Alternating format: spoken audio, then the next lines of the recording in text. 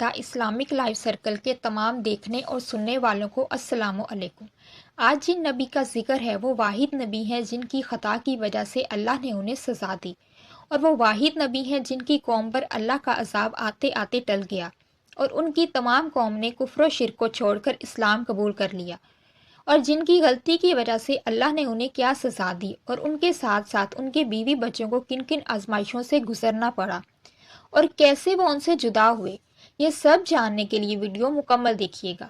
حضرت یونس علیہ السلام، جنہیں مچھلی والا نبی بھی کہا جاتا ہے، اللہ کے نہایت برگزیدہ بندے تھے اور ان کی حمد و ثنا کی آواز آسمان کے فرشتوں تک پہنچتی تھی۔ 28 برس کی عمر میں اللہ نے آپ کو نبوت سے سرفراز فرمایا۔ اللہ نے آپ کو شمالی عراق کے شہر جس کا نام نینوا تھا اور اس کی آبادی 1 لاکھ سے زیادہ تھی وہاں مبعوث فرمایا۔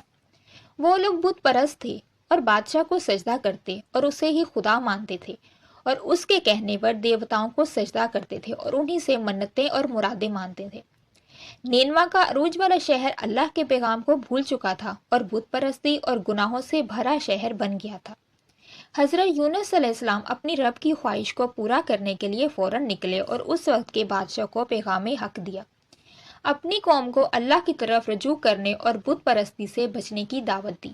لیکن نینوا کے لوگوں نے حضرت یونس علیہ السلام کو رد کر دیا، جس طرح بہت سی قوموں نے ان سے پہلے کے نبیوں اور رسولوں کو رد کیا تھا۔ حضرت یونس علیہ السلام نے حوصلہ نہیں ہارا، وہ انہیں اللہ کی عبادت کی طرف بلاتے رہے، انہیں اللہ کے خوفناک غضب کی یاد دلاتے رہے جو عاد، سمود اور قوم نوح پر نازل ہوئے تھے، لیکن انہوں نے اس بات کو رد کر دیا اور کہا، ہمارے آباء و اجداد نے کئی سالوں سے ان دیوتاؤں کی پرستش کی ہے اور ہمیں کوئی نقصان نہیں پہنچا، اب ہم کیسے ان کو چھوڑ سکتے ہیں؟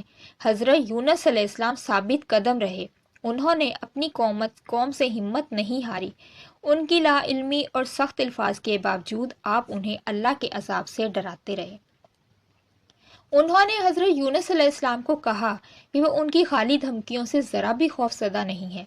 حضرت یونس علیہ السلام جب مایوس ہو گئے تو اللہ تعالیٰ نے فرمایا کہ انہیں میرے عذاب سے ڈراؤ کہ اگر وہ تمہاری بات نہ مانیں گے اور ایمان نہ لائیں گے تو ان پر عذاب آ جائے گا۔ اور تمام لوگوں میں حضرت یونس نے یہ بات پھیلا دی کہ اگر 3 دن میں تم کفر و شرک کو نہیں چھوڑتے اور اللہ پر ایمان نہیں لاتے تو اللہ کا عذاب نازل ہوگا اور سب کو تباہ کر دے گا۔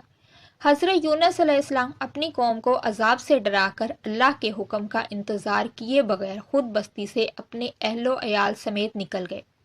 ان کے اہل و عیال میں ان کی بیوی اور 2 بچے تھے۔ اللہ تعالیٰ اپنے نبی سے خاص حکم کے بغیر اپنی قوم سے نکل جانے پر ناراض ہوئے۔ اس کی تفصیل میں جانے سے پہلے اتنی بات یاد رکھیں کہ انبیاء کی شان بہت بلند ہوتی ہے اور وہ مزاج شناس ہوتے ہیں، ان سے اس معاملہ میں اگر ادنا کوتاہی بھی ہوتی ہے تو اس پر عتاب اور گرفت ہوتی ہے۔ یہاں بھی اللہ کو حضرت یونس علیہ السلام کا یہ طرز عمل پسند نہ آیا اور وحی کا انتظار کیے بغیر ایک فیصلہ کر لیا اور چلے گئے، جیسا کہ سورہ انبیاء میں ارشاد ہے، اور مچھلی والے آدمی کا ذکر کریں جب وہ غصے میں چلا گیا اور خیال کیا کہ ہم اس پر کچھ فیصلہ نہیں کریں گے۔ یہاں پر خالق کائنات کی حکمت دیکھیں کہ وہ اپنے نبی کی بات کو بھی سچا کرتے ہیں، نینوا کے لوگوں پر عذاب بھی لاتے ہیں اور حضرت یونس علیہ السلام کو ان کی غلطی پر بہت بڑی آزمائش میں بھی مبتلا کرتے ہیں۔ تیسرے دن نینوا پر پرسکون آسمان جلد ہی غصے سے سرخ ہو گیا اور آسمان پر لال اور کالے بادل آ گئے اور آگ برسانے لگے۔ تمام لوگ گھروں سے باہر آ گئے، خوف سے بھرے دلوں کے ساتھ اپنے اوپر آسمان کی لڑائی دیکھ رہے تھے اور آگ سے بھرا آسمان دیکھ رہے تھے جو ان لوگوں کو اپنی لپیٹ میں لینے والا تھا۔ انہیں جلد ہی حضرت یونس علیہ السلام کی اللہ کے عذاب کی تنبیہ یاد آ گئی اور وہ عاد، سمود اور قوم نوح کی مصیبت سے ڈر گئے۔ نئے ایمان کے ساتھ وہ گھٹنوں کے بل گر گئے، اپنے ہاتھ پھیلا کر اللہ سے معافی اور رحم کی بھیک مانگنے لگے۔ سچی توبہ کے اس مظاہرے سے متاثر ہو کر اللہ سبحانہ و تعالیٰ نے اپنا عذاب اٹھا لیا اور اس قوم کو معاف کر دیا اور ان پر اپنی رحمتیں نازل فرمائیں۔ جیسے جیسے آسمان صاف ہوا، لوگوں نے اپنے نبی یونس علیہ السلام کی بحفاظت واپسی کے لیے دعا کی تاکہ وہ ان سے مزید رہنمائی لے سکیں۔ اس دوران حضرت یونس علیہ السلام جو نینوا سے روانہ ہوئے تھے، دوران سفر ایک درخت کے نیچے کھڑے ہوئے اور بچوں کو وہاں کھڑا کر کے خود قضائے حاجت کے لیے تشریف لے گئے۔ اتفاق سے اس وقت وہاں کے بادشاہ کے بیٹے کی سواری جو شکار کے لیے گیا تھا اس رخت کے قریب ہو کر نکلی۔ شہزادے نے دیکھا کہ ایک نوجوان خوبصورت عورت دو بچوں کو لیے بیٹھی ہے، تو اس نے اپنے ساتھیوں سے کہا کہ اس عورت کو لے آؤ۔ وہ آئے اور ان کو زبردستی اٹھا کر لے گئے۔ بی بی صاحبہ نے کہا کہ میں ایک پیغمبر کی بیوی ہوں، مجھے چھوڑ دو، مگر شہزادے نے شراب اور جوانی کی مستی میں کچھ نہ سنا اور اپنے ساتھ لے گیا۔ جب حضرت یونس علیہ السلام آئے تو دیکھا کہ بیوی نہیں ہے، بچوں سے پوچھا تو انہوں نے سارا قصہ سنایا۔ آپ سمجھ گئے کہ عطاب الہی کا معاملہ شروع ہو گیا ہے، کیونکہ وہ سمجھ گئے تھے کہ وہ اللہ کی رضا کے بغیر نکلے ہیں۔ ناچار دونوں بچوں کو لے کر چلے، ایک کے بعد ایک کو کاندھے پر چڑھاتے جا رہے تھے۔ راستے میں ایک نالا آیا، ایک بچے کو کنارے پر چھوڑا، دوسرے کو کاندھے پر بٹھا کر چاہا کہ اسے چھوڑاؤں۔ جب نالے کے بیچ میں پہنچے تو دیکھا کہ کنارے والے بچے کو بھیڑیا اٹھا کر لے جا رہا ہے۔ یہ دیکھ کے کہ آپ گھبرائے اور لوٹے کہ بچے کو بھیڑیے سے چھڑائیں، تو اس گھبراہٹ میں دوسرا بچہ جو آپ کے کاندھے پر تھا پانی میں گر پڑا اور پانی کے ریلے میں بہہ گیا۔ آپ نے بہت کوشش کی لیکن دونوں بچے بھی آپ سے بچھڑ گئے۔ مایوس ہو کر تن تنہا دریائے روم کے کنارے جا پہنچے۔ ایک مسافر بحری جہاز میں اس ارادے سے سوار ہوئے کہ جہاں تک ممکن ہو اپنی قوم سے دور سفر کریں۔ جہاز دن کے وقت پرسکون پانیوں میں سے گزرتا رہا، لیکن جیسے ہی رات ہوئی ایک طوفان برپا ہو گیا جس نے جہاز کو ادھر ادھر ہلا کر رکھ دیا۔ جہاز کا عملہ اور مسافر اپنی جانوں کے لیے خوفزدہ ہونے لگے، کیونکہ سمندر کا پانی آہستہ آہستہ ڈیک میں بھرنے لگا اور جہاز آہستہ آہستہ ڈوبنے لگا۔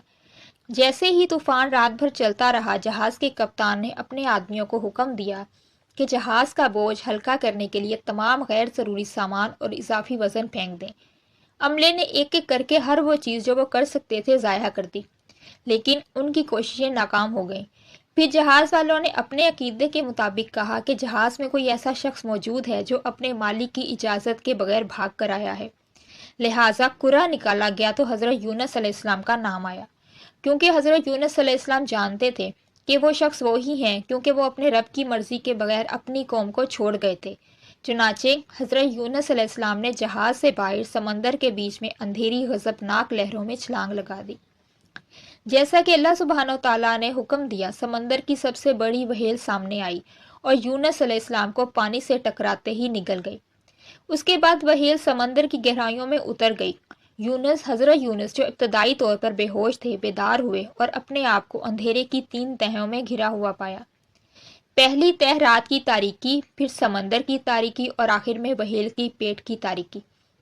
حضرت یونس علیہ السلام نے جب خود کو مچھلی کے پیٹ میں زندہ پایا اور ان کا دم گھٹنے لگا تو خود کو ملامت کی اور دل سے توبہ کی اور زبان سے بھی اللہ سے توبہ استغفار کرتے رہے اور یہ دعا پڑھی، لا الہ الا انت سبحانک انی کنت من الظالمین۔ حضرت یونس علیہ السلام کی توبہ سے اللہ تعالیٰ بے حد متاثر ہوئے اور اللہ تعالیٰ نے حضرت یونس علیہ السلام کی توبہ قبول کی۔ حضرت یونس علیہ السلام کی زندگی اور آزمائشوں کا خلاصہ سورہ صافات کی آیت 139 تا 148 میں ہے، جس کا ترجمہ کچھ یوں ہے، اور یونس بھی رسولوں میں سے تھے، یاد کرو جب وہ بھری ہوئی کشتی کی طرف بھاگا، قرعہ ڈالا اور ہارنے والوں میں سے تھا، پھر ایک مچھلی نے اسے نگل لیا اور وہ ملامت کے لائق تھا۔